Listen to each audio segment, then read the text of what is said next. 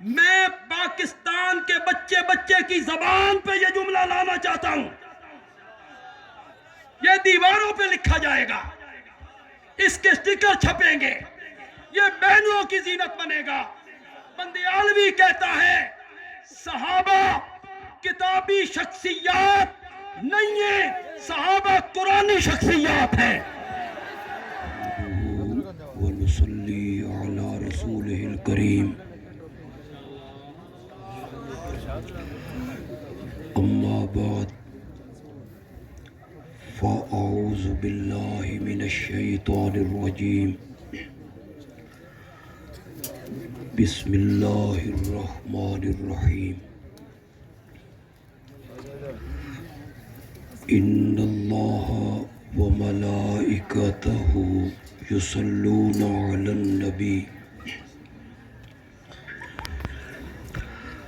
یا ایہا الذین آمنوا صلوا علیہ وسلموا تسلیما۔ اللہم صل علی سیدنا و مولانا محمد النبی الامی وعلى آلہ و اصحابہ وبارک وسلم ثم صل علیہ۔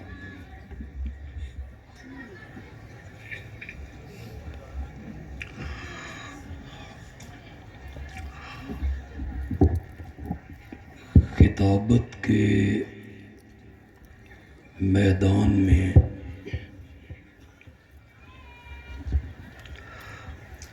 میری زندگی کے 50 سال گزر چکے ہیں۔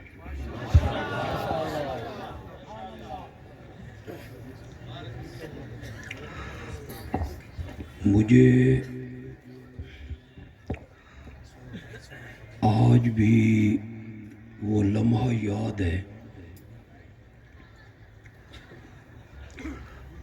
کہ میں نے خطبات بندیالوی کی پہلی جلد آیت الکرسی کی تفسیر کے عنوان سے لکھی تھی، اور میں گجرات میں پیر طریقت خطیب اسلام حضرت سید عنایت اللہ شاہ بخاری رحمت اللہ علیہ کی خدمت میں حاضر ہوا تھا۔ انہوں نے چند صفحات پڑھے، اس پر تقریض لکھی،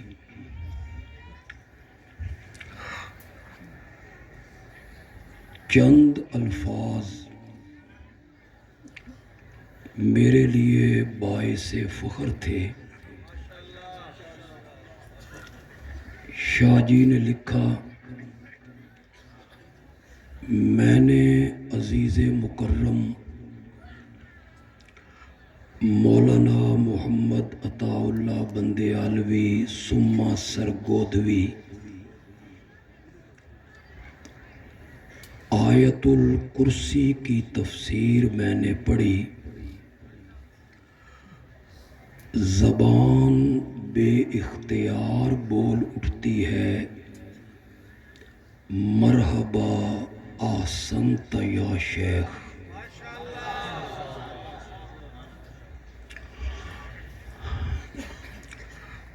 مجھے وہ لمحات بھی یاد ہیں جب وہ بیمار تھے اور میں کبھی عیادت کے لیے وہاں آتا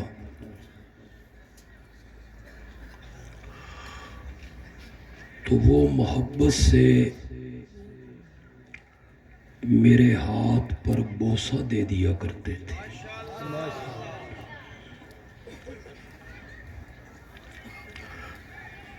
ایک مرتبہ انہوں نے میرے ہاتھ پہ بوسہ دیا، کچھ لعاب میرے اس ہاتھ کی پشت پہ لگا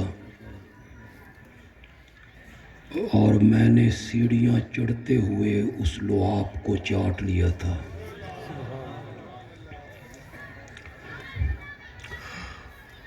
میں نے ان کے ساتھ تقریریں بھی کی۔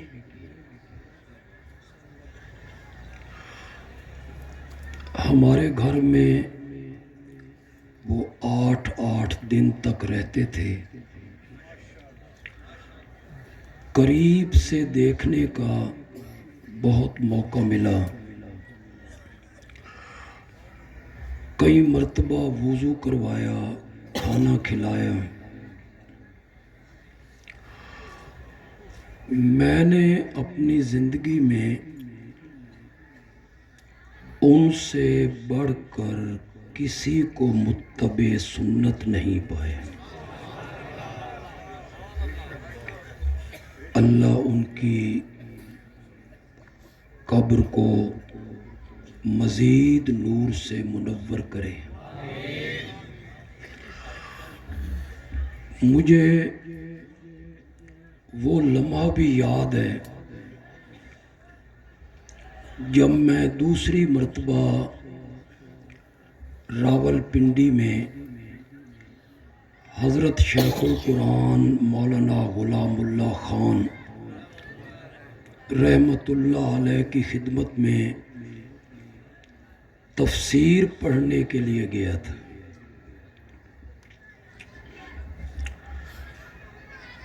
حوامیم پڑھنے کے بعد میں نے اجازت طلب کی کہ میں گھر جانا چاہتا ہوں۔ فرمایا بہتر ہوتا کہ آپ سورت ملک بھی پڑھ لیتے۔ میری مجبوری تھی، میں نے واپس پلٹنا تھا۔ سحری کا وقت تھا، محراب کے ساتھ والے کمرے میں سحری فرما رہے تھے کہ میں ان کی خدمت میں حاضر ہوا۔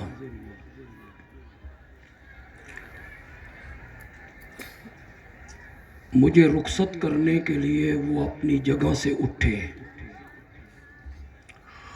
اور انہوں نے اپنے دونوں ہاتھ میرے کاندھوں پہ رکھ کے کہا اللہ تجھے علم سے نوازے۔ میں دورہ حدیث کے لیے رئیس المحدثین اسم با مسمہ مولانا قاضی شمس الدین رحمت اللہ علیہ کی خدمت میں رہا ہوں۔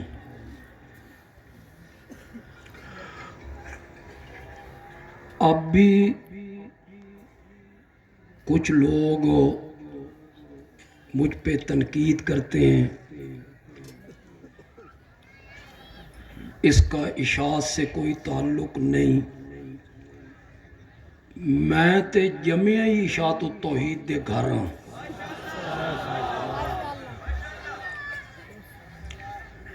میرے والد صاحب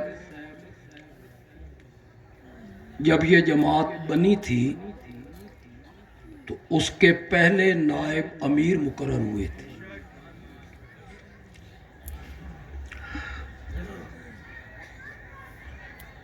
کتنے لوگ میری بات کو سمجھ پائیں گے؟ جو لوگ آج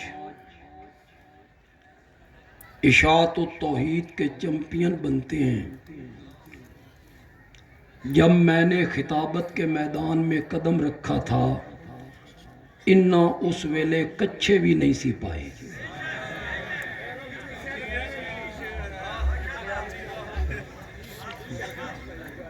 یہ صرف ایک کرتے میں پھرتے تھے، آج وہی لوگ ہم سے کہہ رہے ہیں یہ چمن ہمارا ہے تمہارا نہیں۔ میں نے کئی مرتبہ کہا کوئی اس بات کو نہ بھولے کہ مولانا غلام اللہ خان کا خون اس جماعت میں شامل ہے،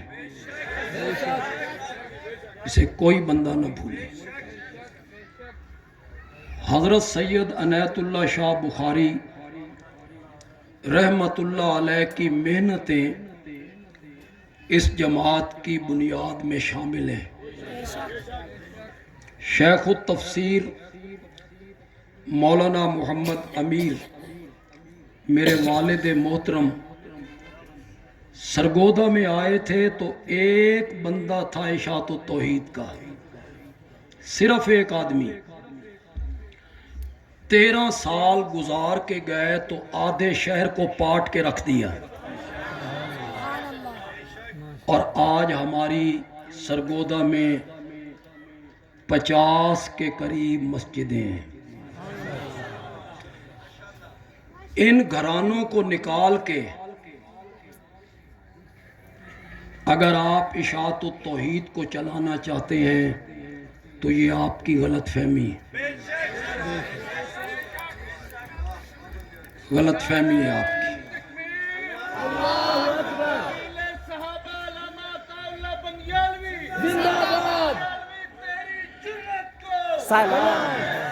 ناشکری نہ کریں،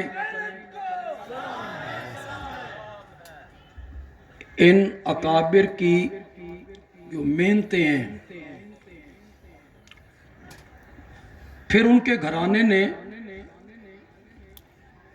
انہیں کم نہیں ہونے دیے، اسے آگے لے کے گئے ہیں۔ ان گھرانوں سے صرف نظر کر کے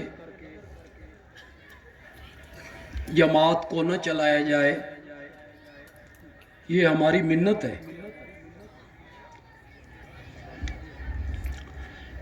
کسی تنظیمی اور تربیتی اجتماع میں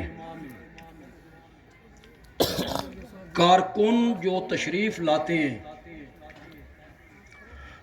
وہ کئی نیوٹرل قسم کے لوگوں کو بھی لے کے آتے ہیں، بھی ہماری جماعت کا اجتماع ہے، چلو بھائی سنو۔ وہ ہماری جماعت کے نہیں ہوتے، وہ اپنے کسی دوست کی وجہ سے، مقامی امام کی وجہ سے وہ اس اجتماع میں آ جاتے ہیں۔ تو میں سمجھتا ہوں کہ کسی جماعت کے تنظیمی اجتماع میں اس جماعت کا تعارف اور ترجیحات یہ لازماً بیان ہونی چاہیے۔ ترجیحات سے میری مراد یہ ہے کہ اور بھی تو مذہبی جماعتیں ہیں، دین کے مختلف شعبوں میں کام کر رہے ہیں، ان کے ساتھ نہ چلیں، آپ کے ساتھ چلیں، کیوں؟ ہمارے ساتھ چلو، ہماری ترجیح کیا ہے؟ تعارف اور ترجیح۔ آپ میں جو تاریخ پڑھنے والے لوگ ہیں، سن 1953 سے پہلے صرف ایک جماعت تھی، مجلس احرار۔ تمام علماء اس کے تحت کام کر رہے تھے۔ سن 1953 کی تحریک ختم نبوت میں اس جماعت کو بین کر دیا گیا، دفتر ختم، اس جماعت کا نام آپ استعمال نہیں کر سکتے۔ علماء نے کام تو کرنا تھا، چنانچہ کچھ علماء جمع ہوئے، انہوں نے مجلس تحفظ ختم نبوت کے نام پہ جماعت بنا لی۔ مشن اپنا یہ بنایا، ہم ختم نبوت کا تحفظ کریں گے۔ کچھ علماء اکٹھے ہوئے، انہوں نے تنظیم اہل سنت کے نام سے ایک جماعت بنا لی کہ ہم عظمت صحابہ کا کام کریں گے۔ راول پنڈی میں سن 1957 میں مولانا حسین علی الوانی کے شاگرد جمع ہوئے۔ دارالعلوم تعلیم القرآن میں پہلا اجلاس ہوا سن 1957 میں، وہاں جماعت کا نام تجویز ہوا۔ جتنی جماعتیں تھیں انہوں نے اپنی اپنی منزل نسب العین مقرر کیے۔ کسی نے تحفظ ختم نبوت کے نام سے، کسی نے عظمت صحابہ کے نام سے۔ اللہ نے خصوصی کرم کیا اور میری جماعت کے اکابرین کو اللہ نے اس محاذ پہ کھڑا کیا جس محاذ پہ اللہ کبھی اپنے نبیوں کو کھڑا کیا کرتا تھا۔ انہوں نے اپنا منزل بنائی توحید و سنت کی اشاعت کرنا۔ سارے نبیوں کا پیغام یہی ہے۔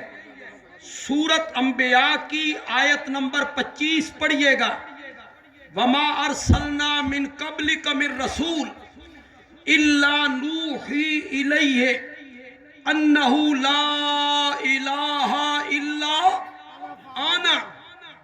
ہر نبی کی طرف پہلی وحی ہو رہی ہے، اس کائنات میں میرے سوا الہ بننے کے لائق یہاں علماء ہیں، مجمع میں سینکڑوں علماء ہوں گے۔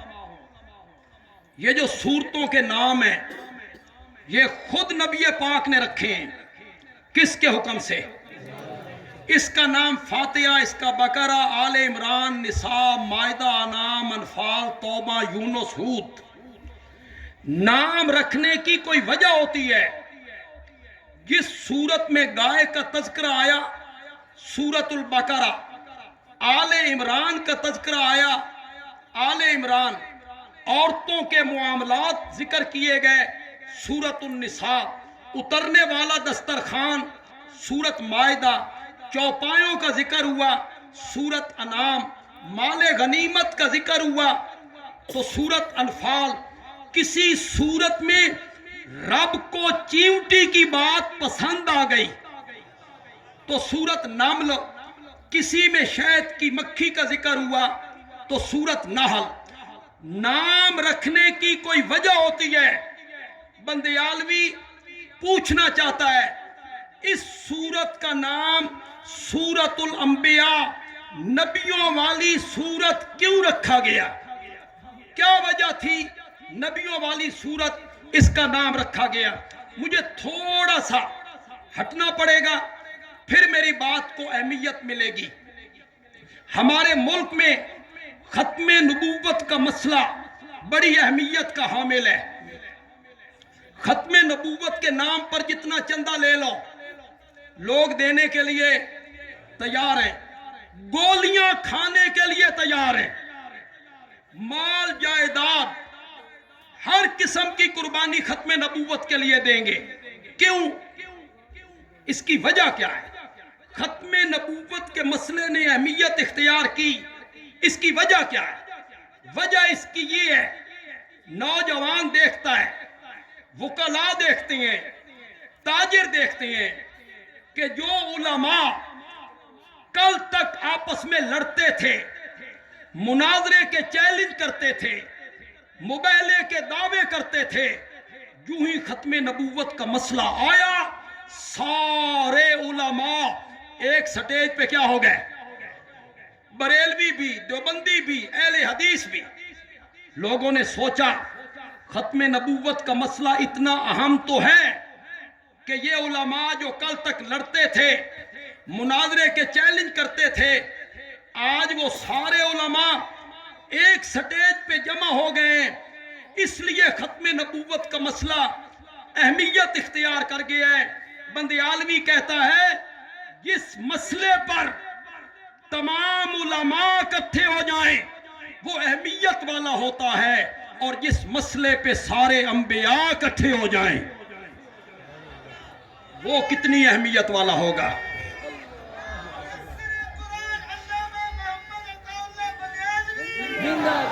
ہمارا نسب العین سب سے اعلیٰ ہے، ہماری منزل سب سے خوبصورت ہے، ہمارا مشن سب سے اعلیٰ ہے۔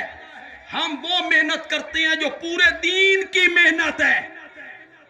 میں دعوے سے کہتا ہوں توحید کی محنت کرنا، اشاعت توحید و سنت کی محنت کرنا پورے دین کی محنت ہے، اسی کا نام دین ہے۔ بندیالوی بغیر دلیل کے بات نہیں کرنا چاہتا۔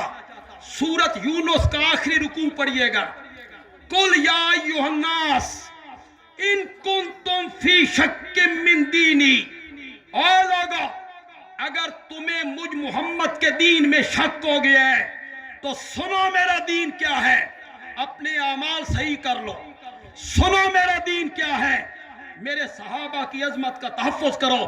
نہیں کہا، پڑھیے سورت یونس، ان کنتم فی شک من دینی فلا اعبد الذین تعبدون من دون اللہ، میں ان کی پوجا پاٹ نہیں کرتا جن کی اللہ کے سوا تم پوجا پاٹ کرتے ہو۔ اسے دین محمدی کہا، اسے مکمل دین کہا۔ پورے دین کی محنت اشاعت التوحید و سنت کا مشن ہے۔ سارے انبیاء اس مشن پہ متفق تھے اور آج ہم اسی علم کو لے کے نکلے ہوئے۔ یہ میری پہلی ترجیح ہے۔ جو نئے لوگ آئے ہو یہاں جن کا ہماری جماعت سے ابھی تک رکنیت کا تعلق نہیں، وہ ہمارے رکن نہیں ہیں، وہ میری دوسری ترجیح سنیں۔ میری دوسری ترجیح یہ ہے کہ سب سے بڑا گناہ، جتنے گناہ ہیں ان میں سب سے بڑا گناہ کون سا ہے؟ زور سے بولو، ان الشرک لظلم عظیم۔ شرک صرف ظلم نہیں ہے، ظلم عظیم ہے، اکبر الکبائر ہے۔ بندیالوی کا استدلال اگر علماء کو پسند آ جائے تو علماء کہیں بندیالوی اچھی ترجمانی کر گیا ہے۔ اگر شرک سب سے بڑا گناہ ہے تو جو جماعت اس بڑے گناہ کے خلاف جہاد کرتی ہے اس کا جہاد بھی باقی جماعتوں کے جہاد سے اعلیٰ جہاد ہے۔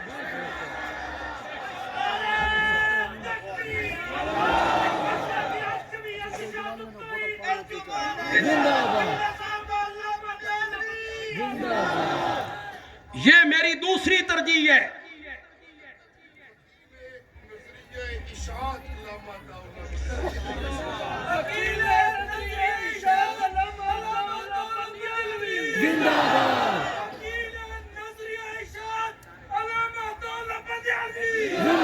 اگر شرک سب سے بڑا گناہ ہے تو جو جماعت اس بڑے گناہ کے خلاف جہاد کر رہی ہے ان کا جہاد بھی باقی جماعتوں کی جہاد سے کیا ہے؟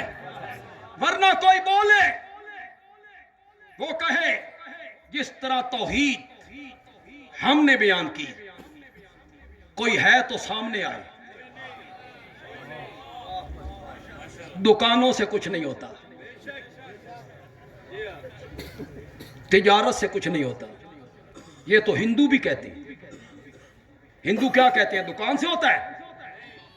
یہ تو ہندو بھی کہتے ہیں، سکھ بھی کہتے ہیں دکانوں سے کچھ نہیں ہوتا، تجارت سے مال سے کچھ نہیں ہوتا، یہ تو سب کہتے ہیں۔ اس کا نام توحید ہے۔ توحید اس کا نام ہے جو مولانا غلام اللہ خان نے سنائی تھی، جس پنڈ میں واز کرو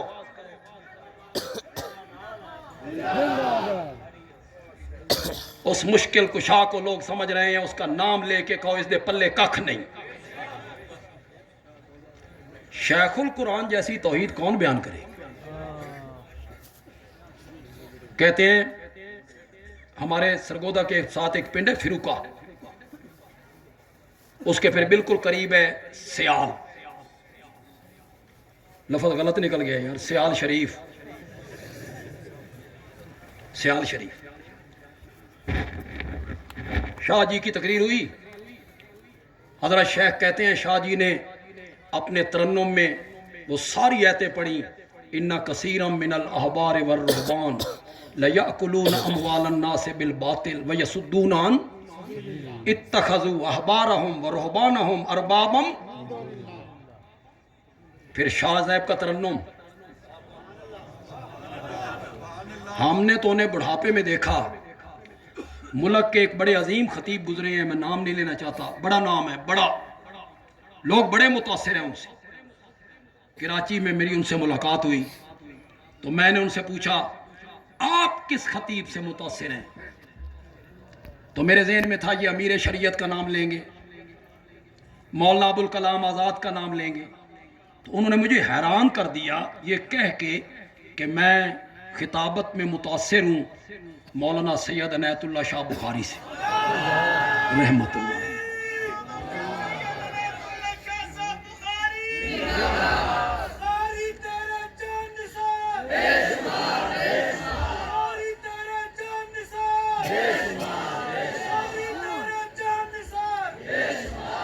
وہ سب بیان ہوتا رہا, شاہ جی پڑھتے رہے تھے. حضرت شیخ کہتے ہیں عصر قریب آ گئی, وقت تھوڑا رہ گیا, میری باری آئی. میں نے کہا لوگوں سنو, اے شاہ صاحب جتنیاں ایتاں پڑھیاں نا اے ساریاں اس تواڈے قریبی پیر تے فٹ ہوندی. بس پھر ڈانگ سوٹا چلیا, تے جلے ڈانگ سوٹا چلیا نا میں کیا ہن بیان ہوئی نا توحید. مولانا غلام اللہ خان جیسی توحید کون بیان کرے؟ پورے دین کی محنت اس جماعت نے کی, شرک کے خلاف جہاد, بولو تو صحیح یار, کھلے طور پر شرک کی باریک سے باریک رگیں کاٹ کے رکھتی. یہ ابھی قاری صاحب آیت پڑھ رہے تھے, او بدو ربکم, عبادت کرو اپنے رب کی. اس کے آگے اللہ نے دل دی الذی خلقکم, یہ عقلی دلیل ہے, میری عبادت اس لیے کرو کہ میں نے تمہیں پیدا کی. او بدو ربکم لا عیسیٰ ولا عزیر ولا مریم ولا ابراہیم, کسی کی عبادت نہ کرو, رب کی عبادت کرو, اس لیے کہ تمہیں اس نے پیدا کیا. والذین من قبلکم, اور جو تم سے پہلے ہوئے ان کو بھی رب نے پیدا کیا. تمام مفسرین کہتے ہیں من قبلکم سے مراد ہے تیرا باپ, دادا, پردادا, ماں, نانی, نانا, تجھے بھی میں نے بنایا, تیرے باپ دادا کو بھی میں نے. مولانا حسین علی نے مانا کیا. شیخ التفسیر مولانا احمد علی لاہوری رحمت اللہ علیہ سے کسی نے پوچھا حضرت وہ جو وہاں بچرا کے مولانا حسین علی ہیں, لوگوں نے انہیں وہابی مشہور کر دیا ہے, آپ کا ان کے بارے میں کیا خیال ہے؟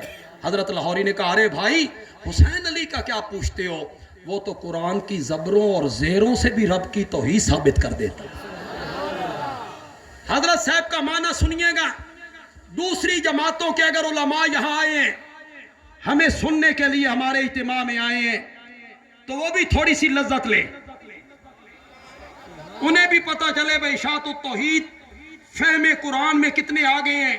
مولانا حسین علی نے مانا کیا عبادت اپنے رب کی کرو, لا عیسیٰ ولا عزیر ولا مریم ولا ابراہیم. حضرت عیسیٰ کی عبادت نہیں, حضرت ابراہیم کی عبادت نہیں. مولا کیوں؟ فرمایا اس لیے کہ تمہیں بھی میں نے پیدا کیا. والذین من قبلکم, اور میرے سوا جن کو تم پوچھتے پھرتے ہو ان کو بھی میں نے پیدا کیا ہے. والذین من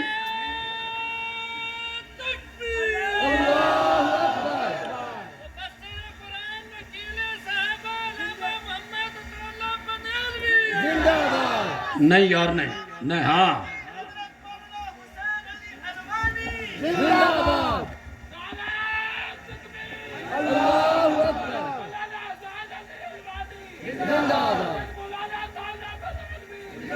وکیل صحابہ حضرت العلامہ مولانا عطا اللہ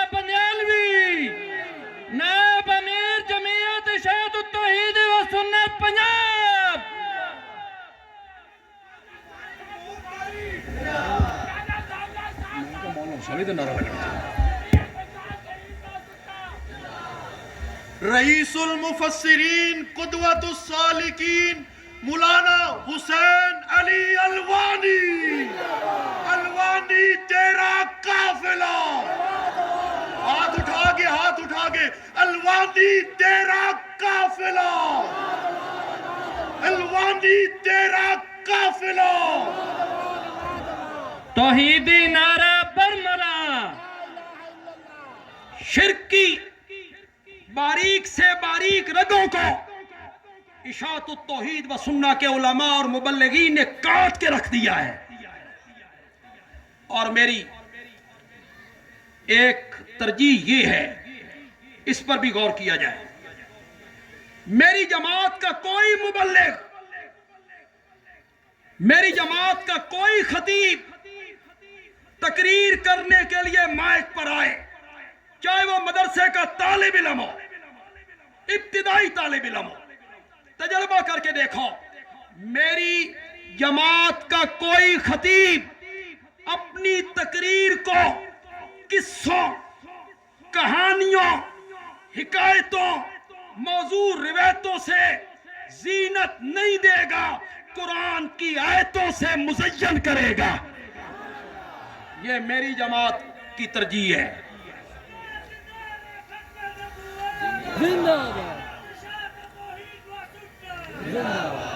میری ترجیح یہ ہے کہ ہماری جماعت کا خطیب موضوع کوئی سا ہو، اس میں سے توحید بیان کرنے کا راستہ نکالتا ہے. توحید بیان کرنے کا راستہ نکالتا ہے اور یہ سنت یوسفی پہ عمل کرتا ہے. حضرت یوسف علیہ السلام کے پاس جو دو قیدی آئے تھے، وہ توحید سننے آئے تھے، وہ تو خواب کی تعبیر پوچھنے آئے تھے. حضرت یوسف نے جواب میں کیا کہا؟ تمہیں خواب کی تعبیر بتاؤں گا، پہلے مجھ سے مسئلہ توحید سنا. معلوم ہوتا ہے دائی کو جب بھی کوئی سٹیج ملے، موضوع کوئی سا ہو، دائی وہی دائی ہے جو اس میں سے توحید بیان کرنے کا راستہ نکالتا ہے. حضرت یوسف نے وہ راستہ نکالا. وَاتَّبَعْتُ مِلَّةَ آبَائِي ابراہیم و اسحاق و یعقوب. لوگو، آج سے پہلے تو حضرت یوسف نے اپنا تعارف کبھی نہیں کروایا. کنویں سے نکالے گئے، غلام ہاتھ لگائے، نہیں بتایا میں کون ہوں. مصر کی منڈی میں بک گئے، قیمت لگی، نہیں بتایا میں کون ہوں. ہتھکڑیاں لگ گئی، جیل میں جانے لگے، نہیں بتایا میں کون ہوں. آج توحید بیان کرنے کا وقت آیا. آج پہلی مرتبہ بتایا کہ میں کون ہوں. اس لیے کہ متکلم جتنا اعلیٰ ہوتا ہے اس کے کلام میں اتنا اثر ہوتا ہے. یا اس لیے اپنا تعارف کروایا. قیدیوں کو بتانا چاہتے ہیں یہ مسئلہ جو میں تمہیں سمجھانے لگا ہوں یہ کوئی نیا نہیں ہے، میرے آباء و اجداد نے بھی یہی مسئلہ بیان کیا. یہ کہنا چاہتے ہیں. حضرت ابراہیم نے بھی یہی مسئلہ بیان کیا.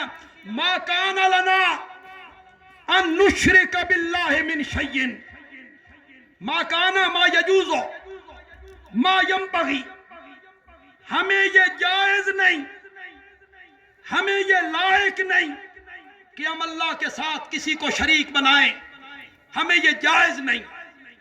جو خوشاب اور میاں والی اور بھکر سے آئے ہو،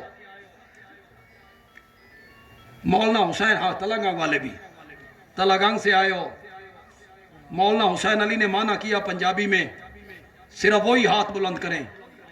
مولانا حسین نے کہا ما کان لنا، سانے گل ڈھکدی نہیں، سانے گل ڈھکدی نہیں کہ اللہ ہم پر اتنے انعام کرے اور ہم اس کے ساتھ شریک بنائیں. اللہ اتنے انعام کرے اور ہم شرک کریں اللہ نے ہمیں شرک سے بچایا. بندیالوی کے اس جملے کو غور سے سنیے گا.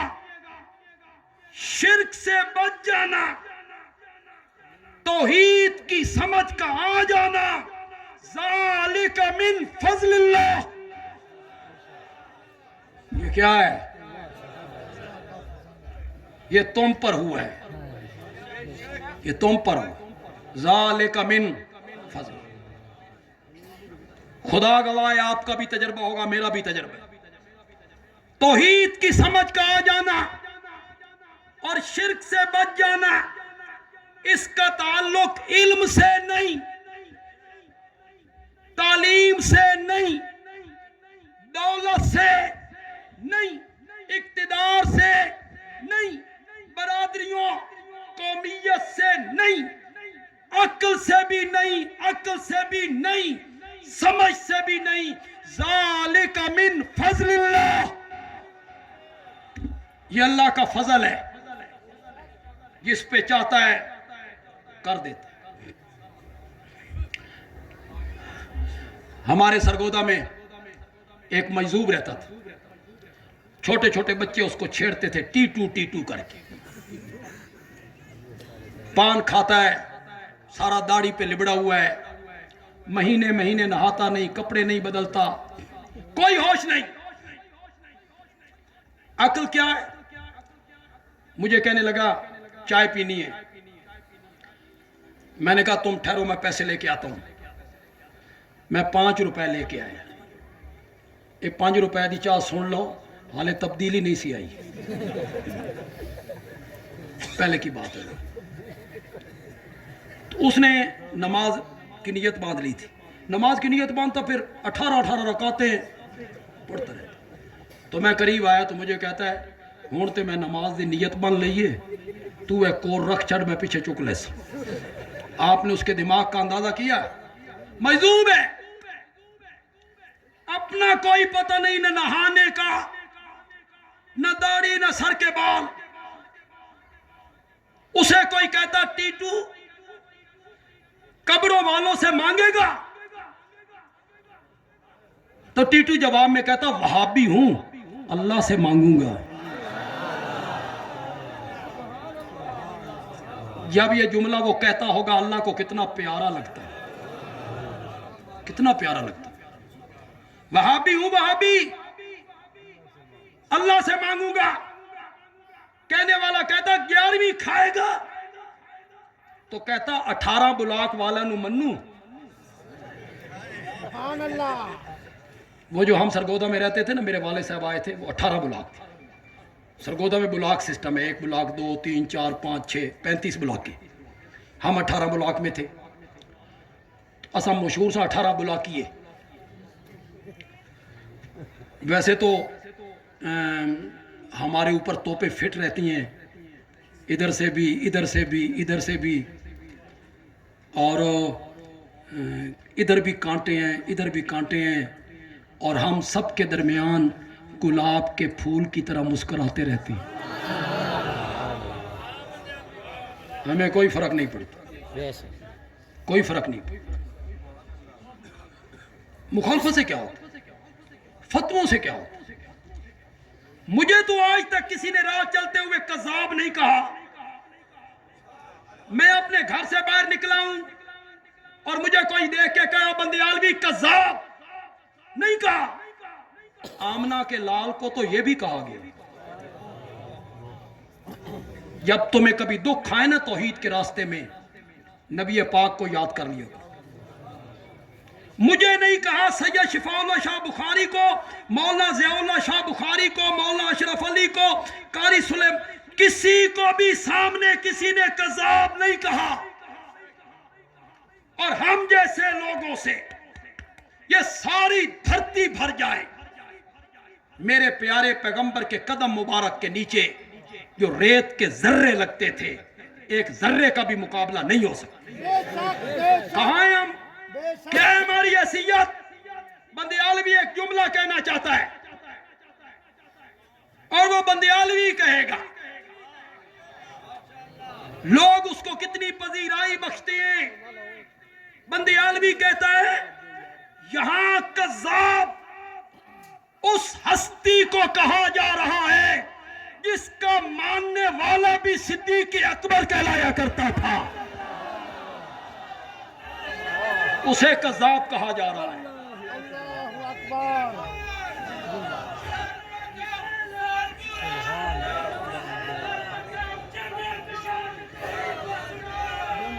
یہاں کذاب اس شخصیت کو کہا جا رہا ہے جس کے ماننے والوں کو قرآن کہتا ہے اولئک ہم الصادقون۔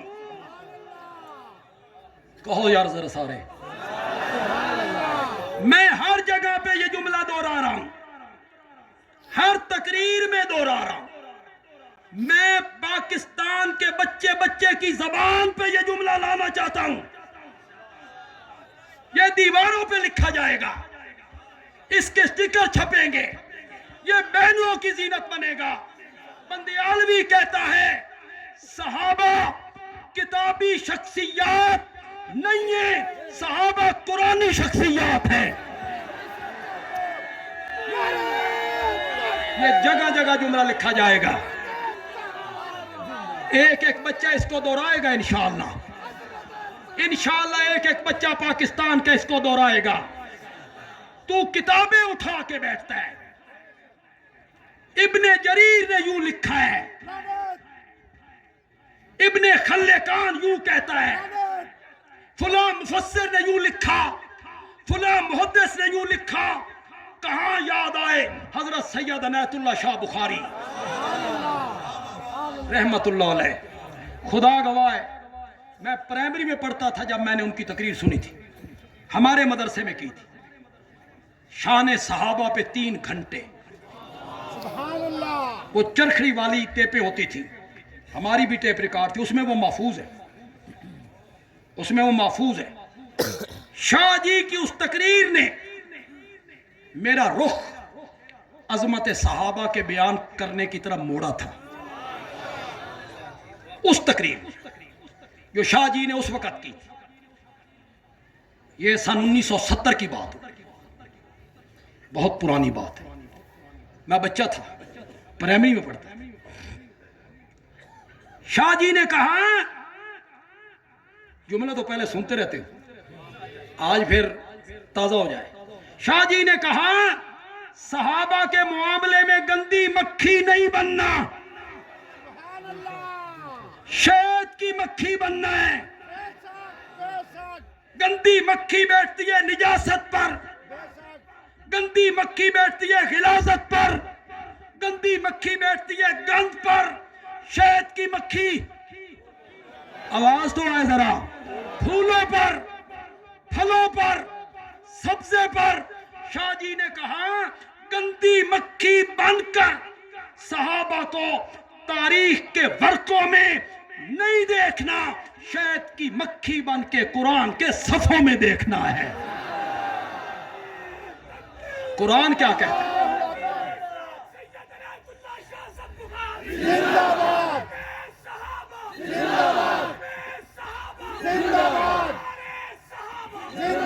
آج پٹاری کھول کے بیٹھ جاتے ہو، ایک کتاب دوسری تیسری چوتھی پانچویں، یہ غلطی یہ غلطی یہ غلطی یہ غلطی، فلاں صحابی کی یہ غلطی۔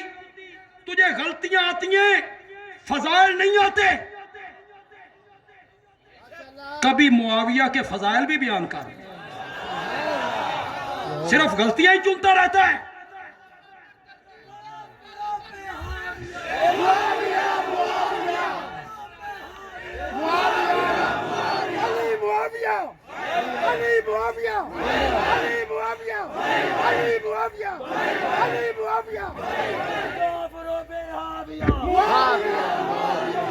کبھی یہ بھی بتا،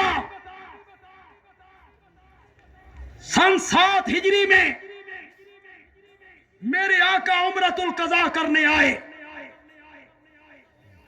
بیت اللہ کا طواف کرنے کے بعد صفا مروہ کی سعی کی، میرے آقا بیٹھے ہیں مروہ پہ، سارے کام مکمل ہو گئے، زلفیں ترشوانی ہیں، بال کٹوانے ہیں، یہ کام رہ گیا، حضرت ابو بکر موجود، حضرت عمر موجود، حضرت عثمان موجود، حیدر کرار موجود، حضرت بلال موجود، طلحہ و زبیر موجود۔ بندیالوی کسی تاریخ کی کتاب کا کمزور حوالہ پیش کرنے کا عادی نہیں ہے۔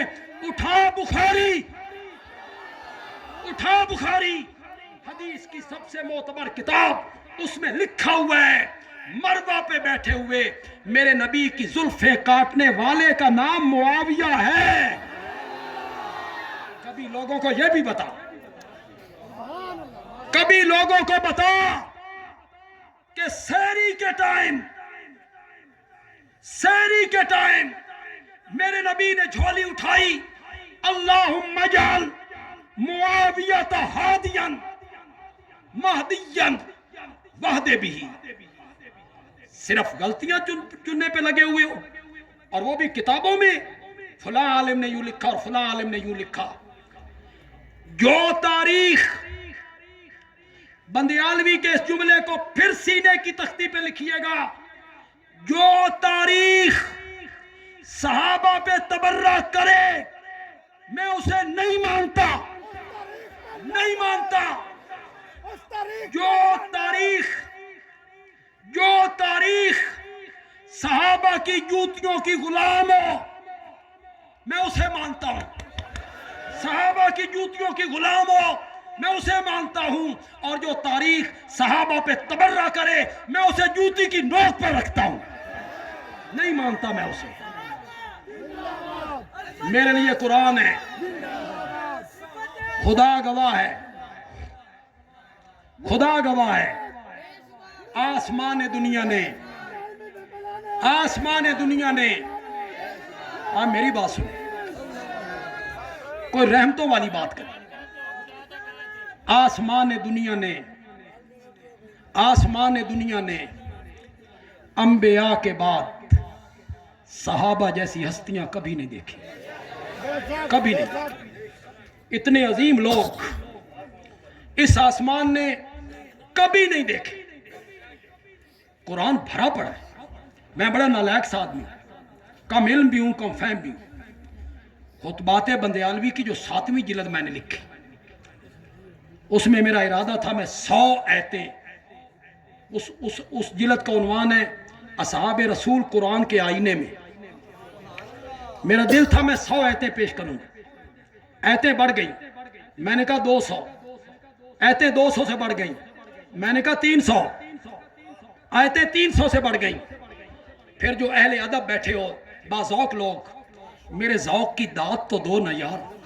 میں نے اس ہندسے کو کہیں ختم تو کرنا تھا، میں نے ختم کیا 313 آیتوں پر، 313 آیتیں۔ اگر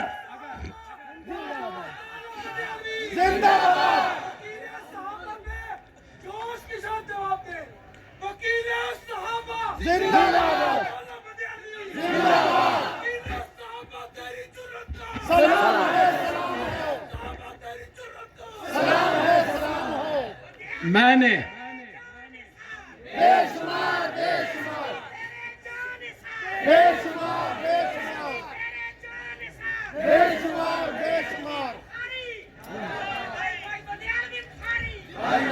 یہ جو کہتے ہیں نا قدم بڑھاؤ ہم تمہارے ساتھ ہیں، یہی مرواندے جے۔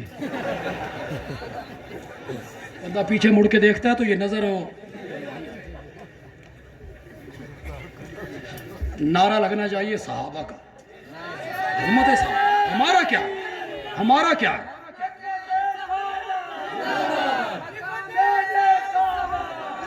اور میری جماعت کے علماء کرام اور میری جماعت کے ابھرنے والے خطیبوں، بندیالوی نے خطبات بندیالوی کی 10 جلدوں میں تمہیں اتنا مواد دے دیا ہے کہ تم ساری زندگی بھی جمعے پڑھاتے رہو تو وہ مواد ختم نہ ہو۔